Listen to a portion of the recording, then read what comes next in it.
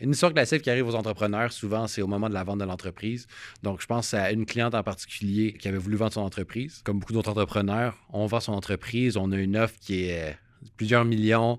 On se voit déjà dans le sud, sur un yacht sur le bord de la plage avec des cocktails. Notre retraite est faite. Plus besoin de faire d'efforts, plus besoin de rentrer au bureau, plus besoin de gérer des problèmes quotidiens. C'est fini. Elle m'en parle de cette offre d'achat-là. Après ça, elle me dit ouais, tout va se faire, tout va bien.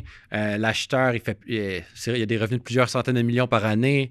Il n'y aura aucun problème pour l'achat. Je dis ben, un truc qu'il faut savoir, c'est que peu importe les revenus des entreprises, c'est les profits qui restent à la fin. C'est mieux de faire 2 millions par année, avoir 1 million en coût et avoir 1 million de profit que faire 200 millions et avoir 0 $. La première entreprise qui fait 2 millions est plus rentable.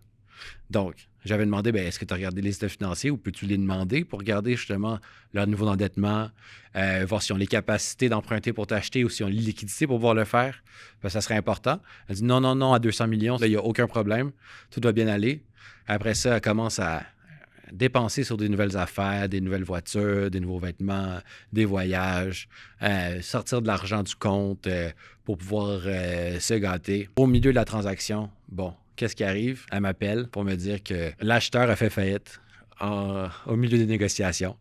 Donc maintenant, ben, tout l'argent qu'elle avait déjà dépensé en prévision de la vente, maintenant, elle va devoir le rembourser de ses propres revenus sans pouvoir compter sur le nouvel argent de la vente de l'entreprise. Un des autres effets négatifs de cette situation-là, c'est qu'entre-temps, justement, vu qu'elle pensait qu'elle allait vendre, elle avait commencé à négliger son entreprise et à prendre plus de temps off du travail en se disant que ça allait plus être son problème bientôt. Pour conclure, elle a dépensé de l'argent qu'elle n'avait pas, qu'elle va devoir rembourser, et elle a négligé son entreprise, la rendant moins intéressante pour un acheteur potentiel. Donc, j'ai pris sa situation en charge pour lui garantir une retraite indépendamment de la vente de son entreprise.